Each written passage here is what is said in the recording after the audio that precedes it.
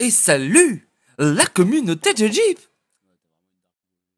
Ah ouais, aujourd'hui c'est la Dark Voix, et vous l'entendez, c'est la Dark Voix de très près, avec un seul micro et une qualité audio un peu bizarre parce qu'on est en direct. On devait faire une intro jazzy parce qu'on a la voix pétée et en fait Volville a récupéré sa voix à 3 minutes du podcast. Mais ça c'est l'amour de la communauté de Jeep. Je le sens, ils ont fait un Genki Dama depuis chez eux. Ils ne le savaient pas, mais ils l'ont senti, mon appel. Un Genki Dama Siro.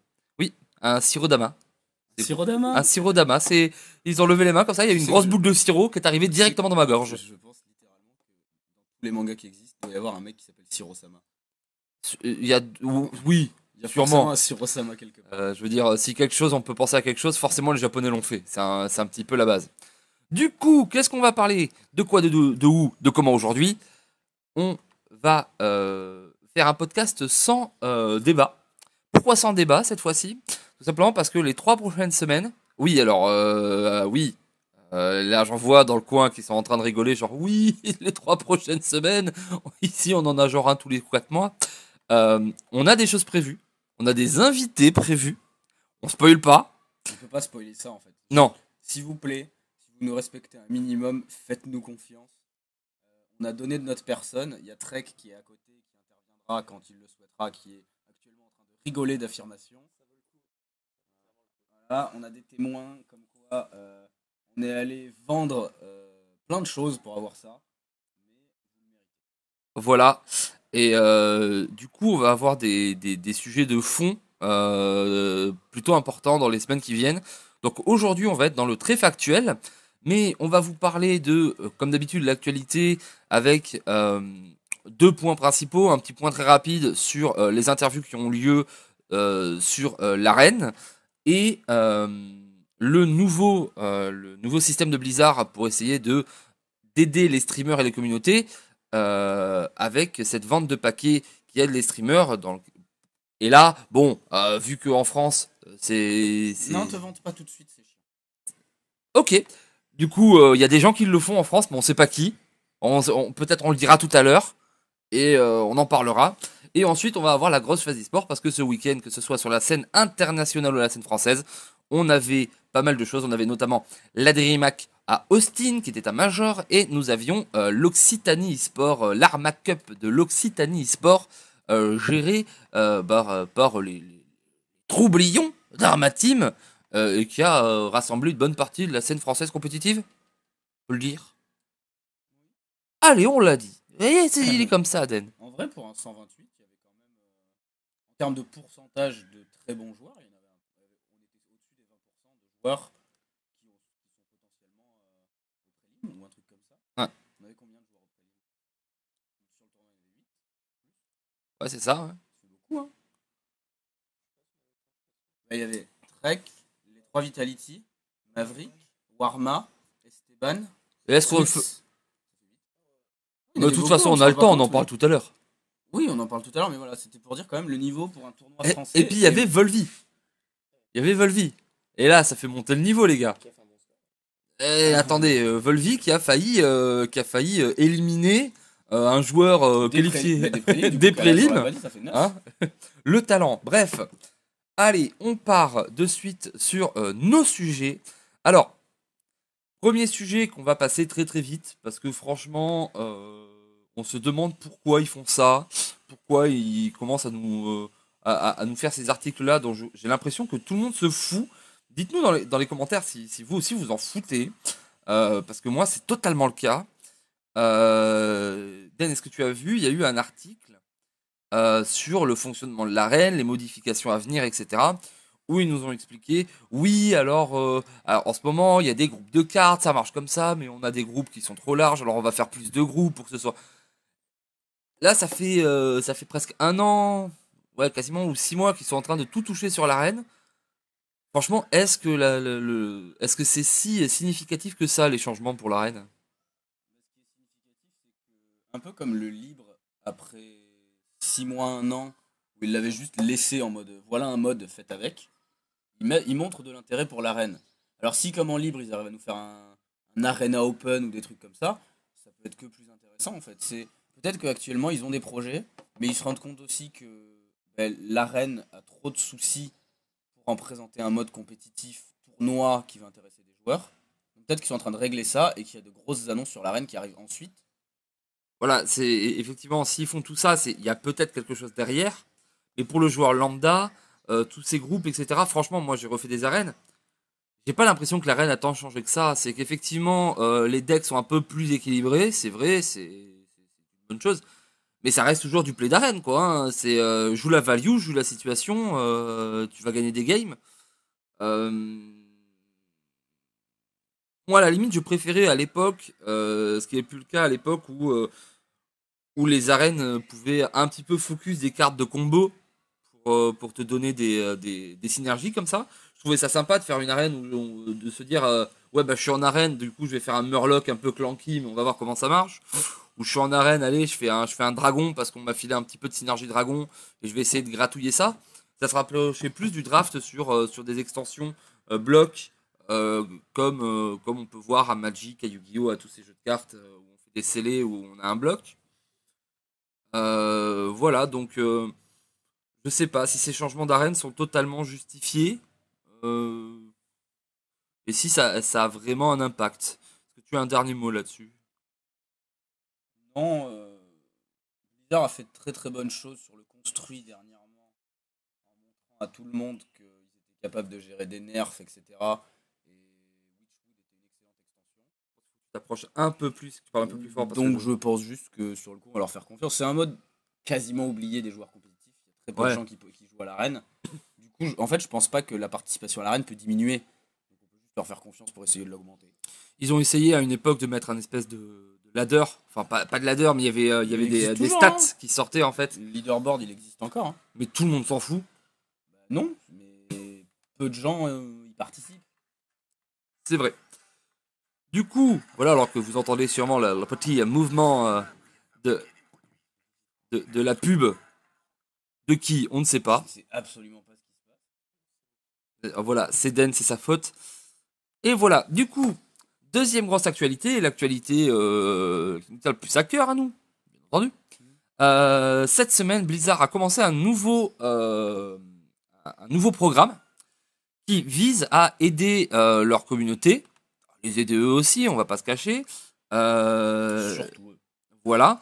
Et du coup, pour le coup, bah, je vais laisser Den se rapprocher du micro et vous l'expliquer parce que c'est lui qui a tout eu en premier sur le quoi de caisse de cette chose.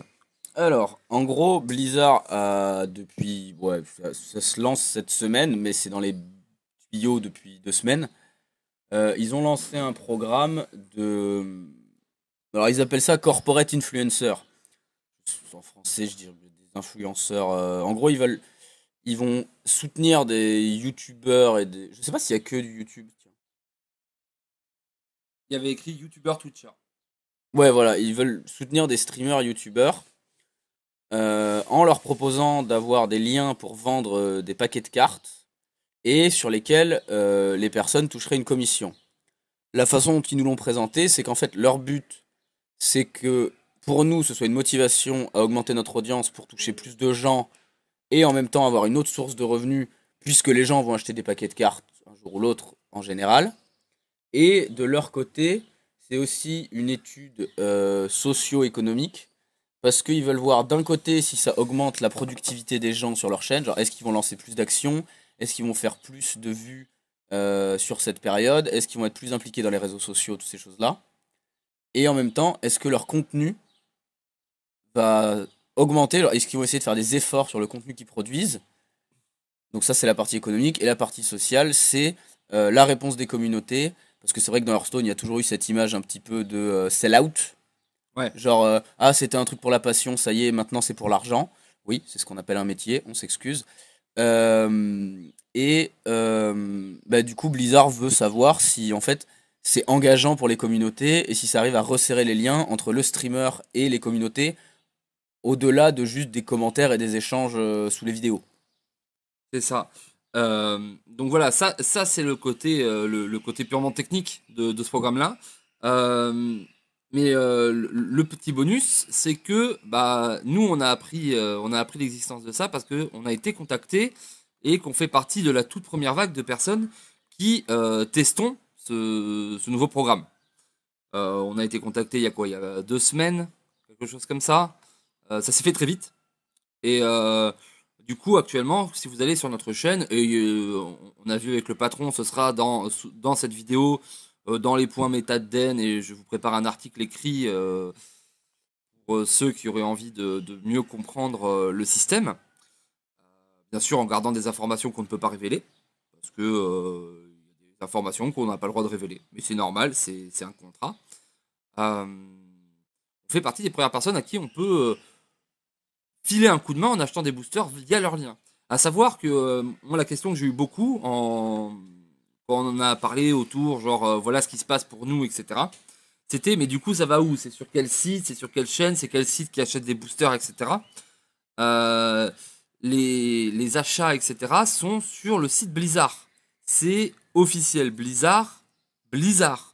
Il n'y a pas de. C'est C'est pas un un. lien direct vers la boutique, comme si vous tapiez Battle.net sur Google. Voilà. Le seul truc, c'est qu'il y a le seeding du lien est un peu différent et qu'il y a une petite image avec écrit soutenez votre streamer.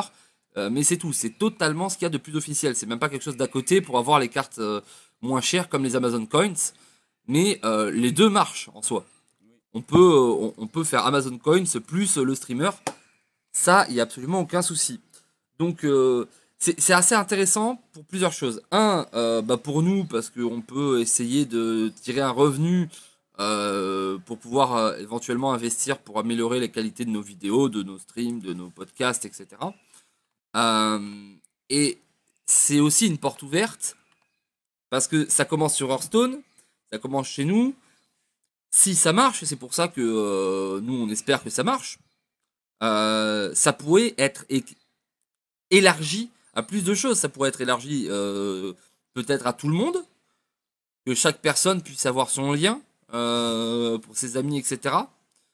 Ou est-ce que ça restera quelque chose de choisi, de trié sur le volet?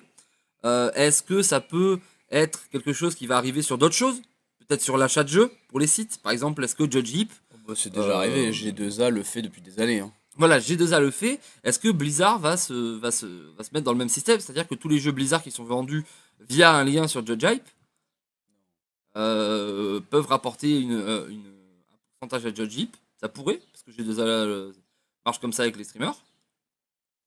Ça, je le vois pas parce Euh, qu'en général, pour acheter les jeux, les gens lancent Battle.net et cliquent sur le jeu, alors que pour acheter des paquets, c'est différent. En fait. tu peux Et les il y acheter a... directement en jeu, Oui, et il y etc. a aussi le fait que la pub qu'ils font pour les paquets, c'est sur des streamers youtubeurs du jeu. Oui. Alors que là, du coup, il faudrait que le site ou la personne qui va vendre pour toi arrive à intéresser des gens à un nouveau jeu. Et du coup, les sites d'information n'existent pas tant que le jeu n'existe pas. Après, oui, c'est vrai que ça serait une communauté. Il y en a quelques sites. Il y a des sites comme tout le conglomérat Curse ou Judge Heap en francophone, qui est le seul qui peut t'intéresser à d'autres jeux Blizzard. Tu connais pas, tu joues à World of Warcraft, t'arrives, t'es intéressé par Hearthstone, ça s'est passé comme ça pour beaucoup de gens. C'est sûr que ça serait peut-être pour quelque chose de beaucoup trop limité, mais on pourrait le voir pour la vente de monnaie virtuelle, par exemple sur Heroes of the Storm, peut-être, ou de lootbox sur Overwatch. Oh oui, enfin, tout ce qui est l'équivalent paquet de cartes sur les autres jeux, oui, ça, tu peux imaginer tout ce que tu veux. Je pense que, alors je ne sais pas, je crois qu'il n'y a pas de choses pareilles dans les autres, chez les autres sociétés. T'en as parlé, il y a G2A qui fait ça, mais c'est parce qu'ils vendent des licences, ils vendent des clés. Je pense que Steam doit le faire d'un moyen ou d'un autre, non? Mais j'ai pas le souvenir que, enfin, Steam, Valve, en tout cas pour CS:GO et, euh, et Dota 2, j'ai pas de souvenir qu'il y ait ça. J'ai pas de souvenir non plus chez Riot. Donc, je pense que c'est assez précurseur qu'une société le fasse comme ça. Donc, Non, je dirais pas précurseur quand il s'agit juste de faire de la pub pour un produit qu'on vend. non, mais la manière de faire peut être.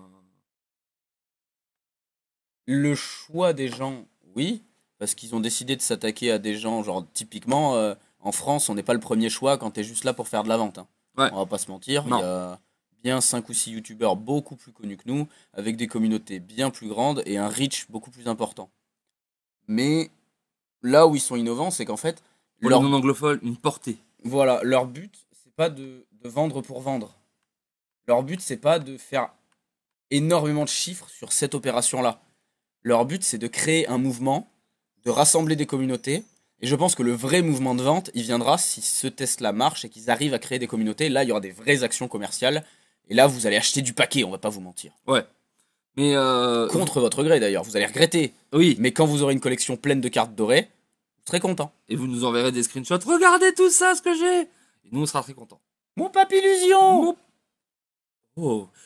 Donc voilà, donc vous aurez le lien sûrement dans la description, que ce soit sur le YouTube ou que ce soit sur de Jeep pour voilà si vous voulez directement. Et dites-nous parce qu'on a eu des retours sur notre chaîne de gens qui nous disaient écoute podcast je prends X paquet, machin je prends des paquets, ah bah c'est cool maintenant je passerai par là.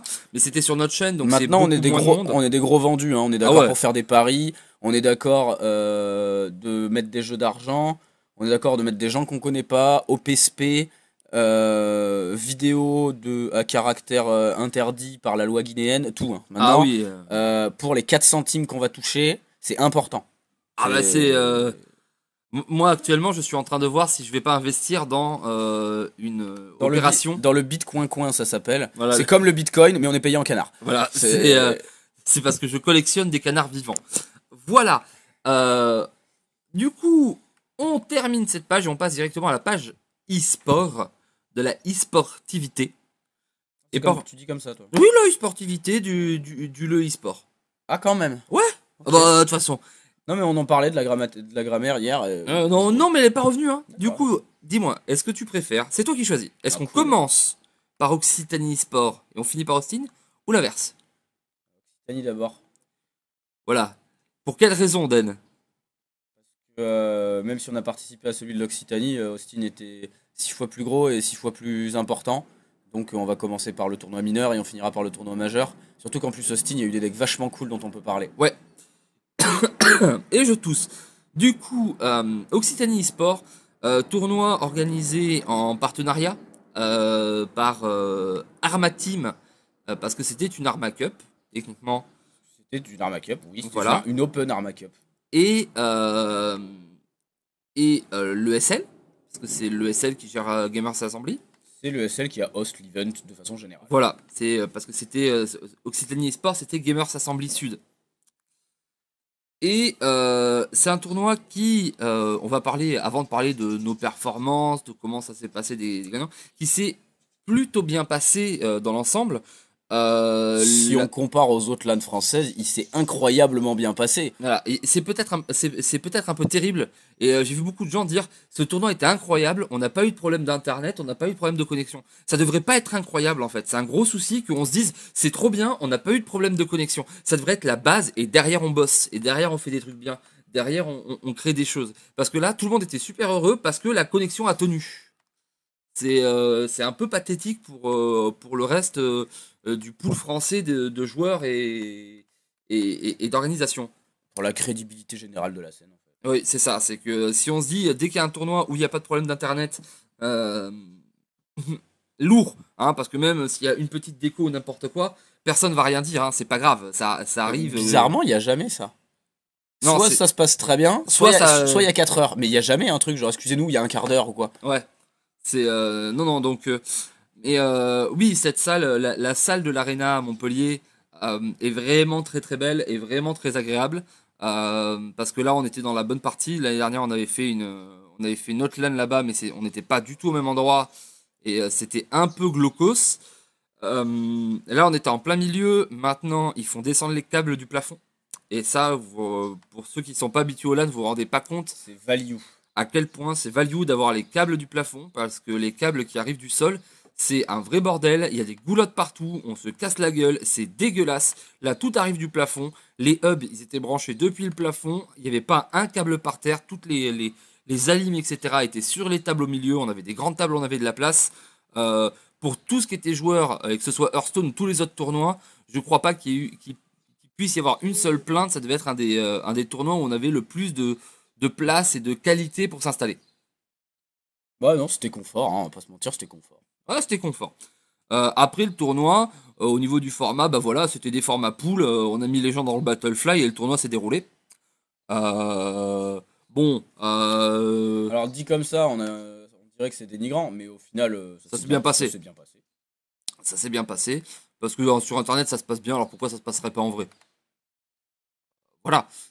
C'est plus difficile de faire les choses sur Internet que de les faire en vrai. Donc si ça se passe bien sur Internet, automatiquement, ça se passe bien en vrai. Euh, Il n'y a pas eu énormément de problèmes où les admins on a eu besoin d'eux ou quelque chose comme ça. Le- Bah, Trek qui est à côté de nous a eu besoin d'un admin une fois et au final ils l'ont réglé entre joueurs. C'est tout. C'est le seul événement dont je me souviens là comme ça. Voilà, il y a des gens qui sont un peu vénères derrière moi, mais vite fait.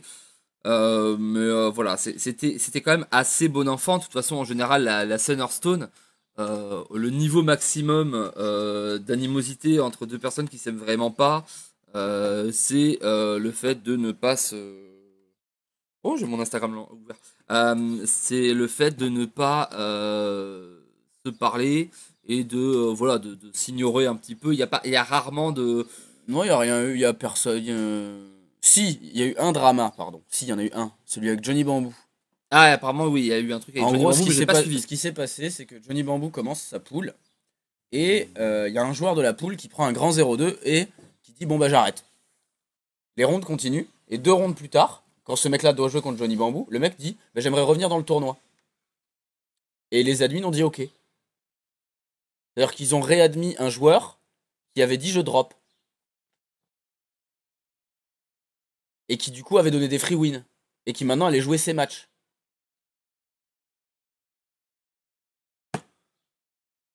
Pourquoi ça a fait drama? Bah, Johnny Bambou, je veux dire, si mais c'est un parce joueur que qui prend des gros 0-2, qui s'en va parce qu'il est énervé, non, Johnny Bambou, c'est un joueur solide quand même. Il doit voilà, avoir, non, c'est parce qu'il y avait une grosse triangulaire à cause de ça. Ah, Et en fait, du coup, le problème, c'est que Johnny Bamboo était en confrontation directe pour le passage avec un autre joueur, et que cet autre joueur, lui, avait eu une free win de ce mec-là.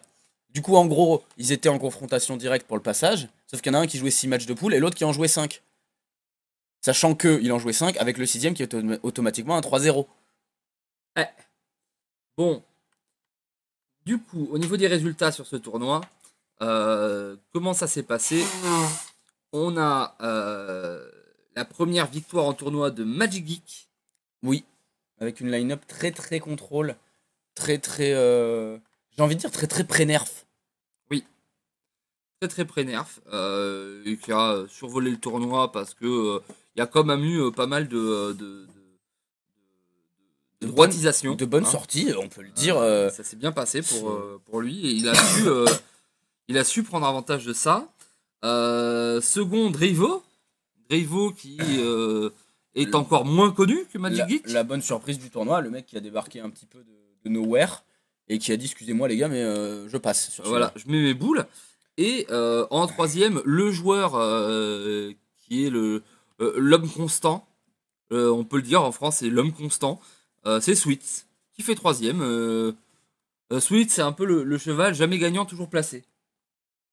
C'est Ouais, bah il a fait meilleur français au prélim, capitaine des HGG, voilà. voilà, troisième. Alors que, mais c'est ça qui est incroyable, c'est Sweets, et c'est que il a pas d'énormes victoires de tournois vraiment significatives où on se dit ah oui, ce moment-là où il a gagné la DreamHack machin, ou alors ce truc où il a gagné Moi je me rappelle qu'il a deux gagné, Arma Cup d'affilée. il a gagné un invitationnel par Boulanger. Oui, c'est Voilà. ça, c'est le plus gros truc. Mais par contre, il est tout le temps là.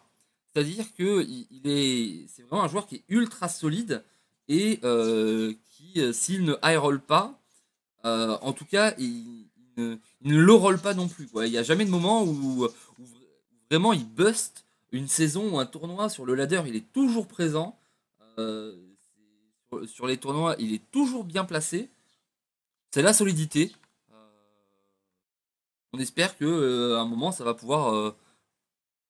C'est un Bordelais, alors je suis un peu supporter de la personne, forcément, hein. Passer peut-être un petit cap et vraiment en gagner une belle, histoire de se gagner un petit nom en plus. Oui, voilà. Même si maintenant, ça y est, après de longs moments où il n'a pas eu d'équipe à sa valeur, on va dire, il était dans des équipes de streamers, comme on peut dire. Là, il est chez Ares avec Tars et Tixuti, qui est ok. Un upgrade. Une team qui peut l'envoyer sur les plus beaux événements. Et du coup, comment ça s'est passé pour nous, Den? Enfin, pour toi en tout cas. Moi, je suis sorti des poules avec un score de 6-1. Très content parce que c'est Trek qui sort avec moi et que c'était le but au début de la poule quand on a vu qu'on était dans la même. Voilà, petite vanne. On fait premier, deuxième. Petite explication, on était 4 dans la maison de Den. Voilà. Donc les deux joyeux drilles de chez Manticore, Trek et Calas. C'est nous. Voilà. Den de chez Gamers Origin. Et bien entendu, la team de Jeep, hein, toujours, à jamais dans nos cœurs, représentée par votre serviteur Volvi L'Oréal. Et du coup, comme on était 4 personnes dans un tournoi et qu'il y avait 12 poules, bah forcément, on s'est retrouvé dans 2 poules différentes alors qu'on était 4. Voilà. Du coup, moi j'étais dans la poule à Trek et vous l'aurez compris, Volvi était dans la poule à Calas. Voilà. Du coup, Pour Trek et moi, ça s'est bien passé. On fait tous les deux 6-1. On sort tous les deux de poule. Derrière, je me fais éliminer en top 32 contre Morrison puis Valux. Du coup, voilà. Mon objectif, c'était au moins de sortir des poules et après de voir ce qui allait se passer. Bon, je vous avoue que si j'aurais pu voir autre chose, c'était mieux. Mais tant pis. Trek est là, donc il va vous le dire lui-même parce qu'il a fait le meilleur résultat des 4 de l'appartement. voilà, je passe le micro de l'autre côté. Trek, dis bonjour aux gens. Bonjour les gens. Alors Trek, dis-moi, toi, ton tournoi, ça se passe comment? C'est passé comment? Parce que ça se passe comment? C'est-à-dire que le mec est encore là. Oui, mais oui, il est encore dedans. Moi j'y suis, moi. Bah j'attends mon prochain round, ça fait 3 jours, je comprends toujours pas. Bah pour moi c'est bien passé, je finis 6ème au final du tournoi. Ouais. Toujours un peu déçu parce que plus on s'approche et plus on espère finir premier dans le top 3, tout ça. Et tu te fais sortir du winner bracket par la classique, c'est-à-dire la line-up contre laquelle tu ne peux pas perdre C'est et ça. qu'à un moment le jeu il te dit non, si, c'est- tu vas perdre quand même. Le vainqueur du tournoi. C'est un peu triste parce que du coup au final mon tournoi se passait très bien. Je roulais un peu sur toutes les line-up que j'affrontais. Et là je me retrouve en stream, donc je suis content de passer enfin en stream parce que je passe au final très tard en stream. Contre Magic Geek, donc un très bon joueur aussi, bon il gagnera le tournoi au final donc c'est quand même sympa de perdre contre lui on va dire. Mais la line-up je pense la plus positive que je pouvais avoir en fait. Je pouvais pas rêver une meilleure line-up en face et du coup c'est un peu triste de se prendre un gros 3-0 sur scène en mode merci d'être venu, allez casse-toi. Voilà, et de l'autre côté, en loser bracket, tu tombes pour le coup Après- contre la line-up que t'as pas envie de voir. Après Et là, contre Chaton, c'est une line-up qui est ok, je sais juste qu'il y a un de mes decks qui va galérer.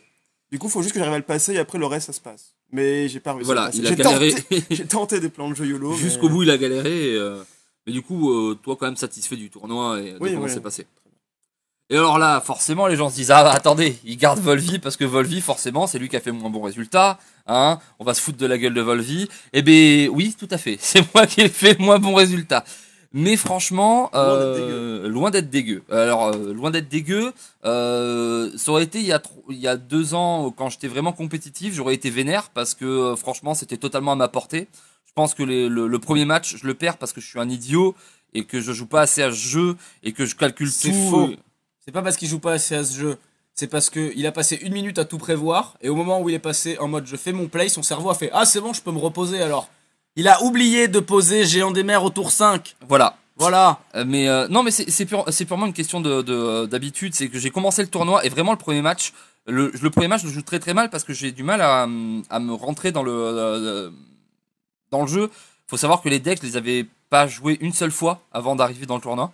Alors là il s'excuse. Mais la vraie raison c'est juste il a oublié de cliquer sur une carte au bon moment. Oui. Voilà pourquoi il n'est pas sorti des poules. Ah oui, c'est exactement ça. Mais c'est totalement, je suis un idiot. Ça fait C'est- 5-2 quand même. Et au final, je fais 5-2 parce qu'à côté, je me débrouille. Je prends une victoire contre Calas où en fait, je suis à 0-2. C'est notre deuxième match. Je suis à 0-2. Il m'a mis 2 cahuètes T9, T10. Et à ce moment-là, bon, je me dis, je suis pas bien. J'ai pris ma première défaite. Je vais prendre ma deuxième défaite. Ça va être une journée difficile. Ça va être une journée très difficile. Et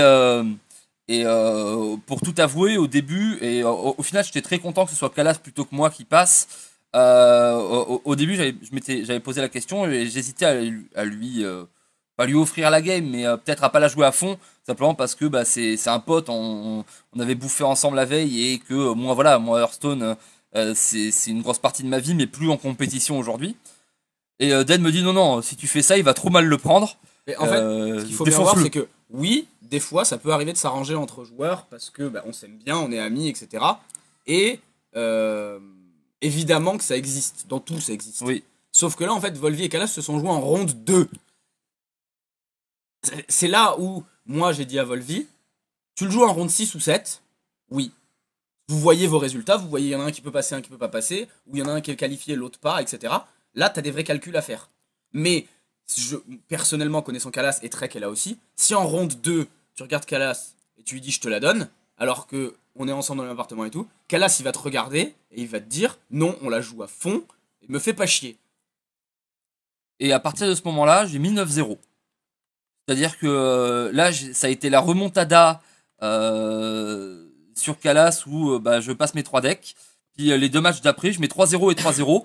Et je me sens bien du coup. L'élément déclencheur, une révélation. La révélation d'un coup, genre, ouh! Mais je sais mis à jouer les géants des mers. Oui, j'ai posé les géants des mers.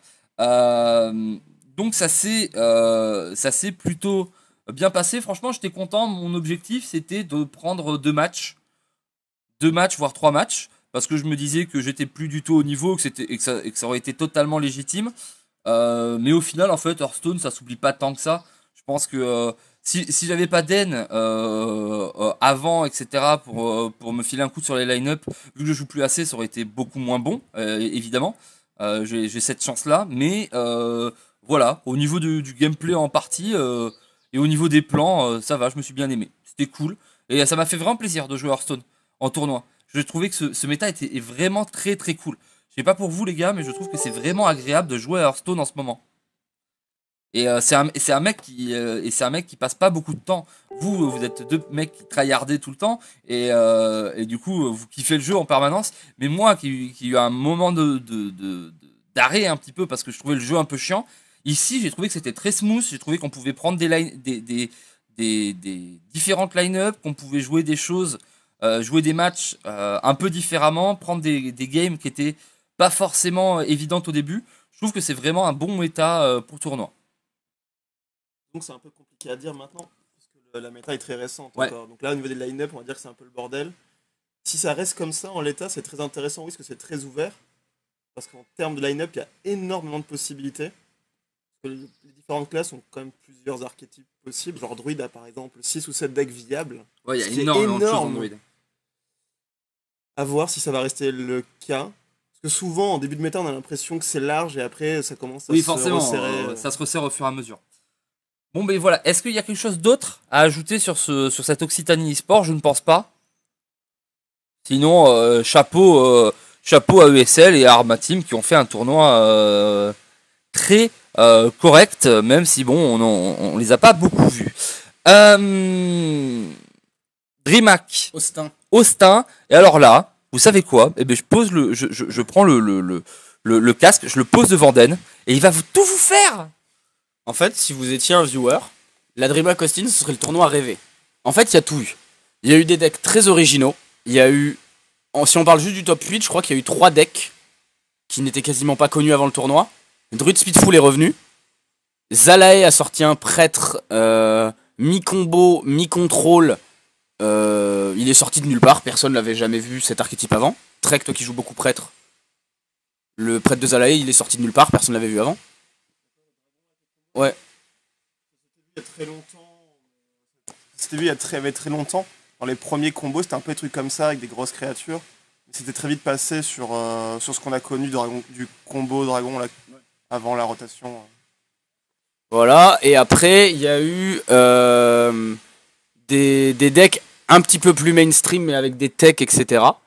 Le top 8 était parmi les plus stacks depuis très longtemps.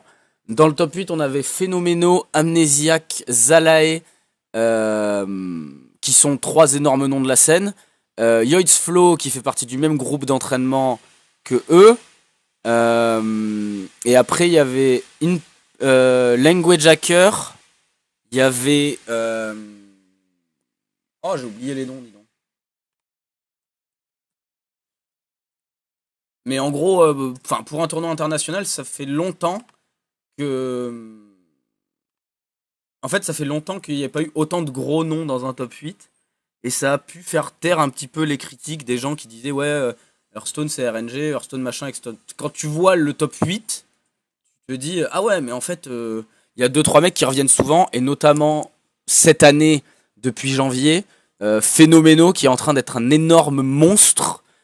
Le monsieur a fait top 8 à Tours, top 8 à Austin, top 8 au playoff d'Europe. Il est à 6 top 25 sur 6. Il y a 2 ans, Super Gigi avait fait la même année à peu près, en éclatant tout et en étant nommé joueur de l'année. Et voilà, tous les ans, il y a un joueur qui montre que quand tu lui donnes ta vie et quand tu es impliqué là-dedans, et ben le jeu n'est pas si RNG que ça. Cette année, c'est Phénoméno qui roule sur le monde d'Hearthstone actuellement en fait, qui est, je crois qu'il a 15 points d'avance sur le deuxième pour le last call, alors qu'on est que à 6 mois de compétition. Donc un peu plus de mi-chemin, il a déjà 1 mois d'avance. Enfin, il a un top 25 d'avance. Hunter Ace, Odemian, etc. ont très très bien commencé la saison d'hiver, mais c'est le seul qui sur hiver-printemps, et en fait il n'y a aucun changement, c'est limite s'il n'est pas meilleur en hiver qu'au printemps. En plus maintenant avec les team standing, il est motivé par ses 2 coéquipiers, Glazer et Board Control, et les 3, ça fait 2 mois de suite qu'ils font tous top 25. Et tous avec le même deck, et tous souvent avec un deck qu'on n'avait pas vu avant. Ce mois-ci, ils ont sorti un Druid Maligos, avec lequel ils ont tous fait d'excellents résultats, et qu'ils ont créé de toutes pièces dans leur groupe de practice.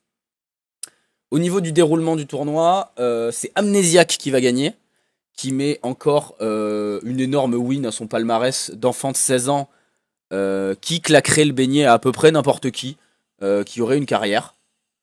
En fait, il a 16 ans, et s'il s'arrête maintenant, il aura probablement une des plus grosses carrières d'Hearthstone.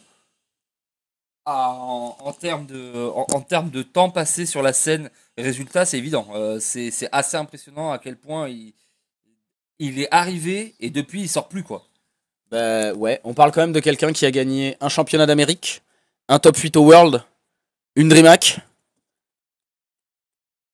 demi-finale de HGG. Ah non, Il a 16 ans. Il a 16 ans et il a peut-être le même palmarès que les 3 plus gros palmarès français réunis. En fait, maintenant que j'y pense. Ouais. Ce type est voilà.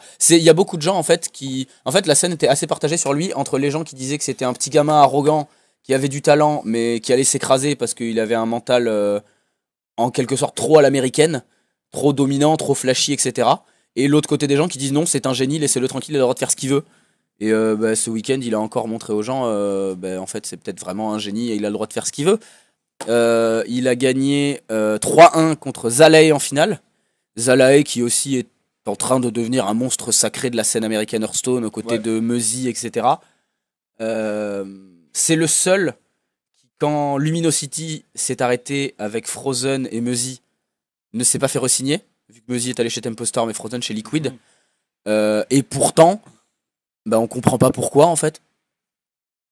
Ça fait partie des mystères du Hearthstone Game. Pourquoi ce mec-là n'est pas dans une équipe? Il y en a toujours eu, c'est toujours comme ça dans le Hearthstone Game, mais dans les sports en général. Mais c'est vraiment une tendance qu'il y a aujourd'hui dans le Hearthstone, c'est les joueurs très jeunes qui arrivent. Alors pour le coup, Zalae n'est pas jeune. Non, mais il y a quand même des joueurs très jeunes, que ce soit en France ou ailleurs, qui arrivent et qui font vraiment des choses très bien. On peut dire que Hunter Race aussi est très très jeune. Hunter Race a 21 ou 22 ans. Moins loin, mais par exemple en France, on a un habitué du top ladder et qui a notamment fait On en a 3 des habitués top ladder qui ont moins de 18 ans en France. Mais le plus jeune, c'est Gabi, qui est aussi un jeune qui est absolument incroyable pour l'âge qu'il a, de maturité de jeu, alors de capacité. ça, je suis pas d'accord. De talent pur de joueur, oui, mais justement, il y a beaucoup de gens qui commencent à dire qu'en termes de maturité, il est assez influençable et il a raté beaucoup de top justement par manque de maturité, où il a encore des soucis, où en ladder il ne sait pas s'arrêter de jouer, des choses comme ça. Ah ben, bien mais sûr, hein. Si on parle de talent brut, à son âge, il est incroyable. Mais même pour son âge, je pense qu'il est très mature pour son âge, mais malgré tout, il y a encore un manque, on est d'accord. Mais là maintenant, il a quoi, Gabi? Il a 13 ans, 14, je sais 14, pas. il est tout jeune. Et il est peut-être encore à 12, nous dit Trek. Mais oui, parce que nous, on l'a vu avec Den les premières fois. Au BGF, l'année dernière. Voilà, et à l'époque, il était top player sur Clash Royale. Et pour prouver que ce gamin a un talent fou dans tout ce qui est stratégie, etc., c'est qu'il était top player FR, il a notamment gagné la DreamHack. Tour l'année dernière. Sur Clash Royale. Et il change de jeu parce qu'il pense que Hearthstone c'est mieux et que c'est plus hype. Et il devient ultra compétitif sur le jeu aussi. Donc, voilà. Est-ce qu'on va avoir une vague de genoux qui vont Je venir, pense qu'on l'a déjà, honnêtement. Je pense qu'on l'a déjà. On a les Zim, les X-Blaze, les Gabi, les... Enfin, en France, on l'a. À l'international, ça commence à arriver un petit peu avec notamment des pays du Nord, des joueurs qu'on connaissait pas forcément, qui commencent à mettre des tops en ladder, les Hunter Ace, les Glazer, tout ça. Non, non, j'en avais parlé avec Chinoise, il me semble qu'il est plus vieux que ça. Justement, moi je disais qu'il ressemblait à un enfant de 17 ans, et en fait il est plus vieux que ça. Mais voilà, du coup, Austin, moi ce qui m'a vraiment plu avec le tournoi, c'est que déjà il y a eu des decks originaux dans le top 8, et ensuite c'est vrai que pour le coup c'était un vrai tournoi entre guillemets compétitif, où les joueurs qu'on attendait voir au top ont fait top, et avec des stratégies des fois assez insolites, et ils ont montré que justement ils étaient capables de lire le field et de s'imposer dans un field, et les fields DreamHack au final c'est parmi les plus compétitifs pour la simple raison que c'est les tournois avec le plus de joueurs à ce niveau-là et que c'est totalement open. C'est vrai. Je suis en train de chercher vite fait l'âge d'Hunter Ace, mais je vais sûrement pas le trouver. Hop là. Voilà pour Austin un petit peu le récap. Vous en aurez un. Si vous voulez les decks en détail, j'en parlerai sûrement dans le point méta de demain, alors que Volvi galère complètement à trouver des infos sur Hunter Ace. Mais du coup, qu'est-ce qu'on avait d'autre à dire, Volvi? Mais je pense que c'était tout. Je pense qu'on commence à être pas. C'est ça, 17 year old. Il a 17 ans, Hunter Ace. Non, mais il avait 17. Il a inscrit en janvier 2017. Donc ouais, il a 18 ans. Ok, my bad. My bad. Je pensais qu'il était plus vieux que ça. Aussi, hein. Ça fait, ouais. Va falloir qu'on bosse pour pas se faire ridiculiser par tous les jeunes maintenant. C'est un peu tard. Très honnêtement, moi je suis content d'avoir pris le virage du coaching. Genre, tu sais, ça fait vieux sportif. Genre, non, mais maintenant. Non, mais c'est pas vieux sportif. J'ai plus de niveau pour rester sur le terrain. À un moment, il faut reconnaître le fait que j'adore la compétition, j'adore le fait de se battre pour être premier, etc. Mais de Hearthstone, il y a des faits, genre le fait qu'il faille jouer un nombre d'heures absolument incroyable en fin de saison, moi ça me dérange. Le fait que il y a énormément de compétition maintenant sur Hearthstone, c'est-à-dire le pool de joueurs sur Hearthstone ces dernières années s'est démultiplié, je pense, on est sur de la multiplication. Donc voilà, c'est vrai que trouver ta place et être constant sur Hearthstone, au final, il n'y en a pas beaucoup qui le font. C'est impressionnant ceux qui y arrivent, mais il n'y en a pas beaucoup qui le font. Et c'est vrai que moi j'ai préféré partir sur autre chose, et j'en suis très content. Et je reste quand même comme un gamin quand je parle ou que je vois ces mecs-là qui sont capables à chaque tournoi de se renouveler et d'arriver et de dire on est 512, c'est pas grave, je suis top 8 quand même. À chaque fois. Et ça prouve bien que il y a quand même une différence qui se fait sur Hearthstone. Reste à voir quand tout le monde est à très très haut niveau. Mais sur ces tournois qui sont open, la différence se fait toujours. Sur ces tournois open où vraiment on a des joueurs de deux niveaux distincts, la différence se fait toujours. Et voilà, on a terminé. On est sur du 50 minutes et au final on aura même fait pour le coup un petit débat sur les jeunes qui arrivent. C'était la suite de l'analyse d'Austin, mais ça marche en tant que débat. On dit oui. On vous fait des gros bisous. C'est vrai. On se retrouve la semaine prochaine. C'est vrai. Trek qui fait des bisous. C'est vrai. Et on se retrouve, mais où ça? On se retrouve où, Den? C'est vrai. Sur Jojib. Salut les copains. Bye.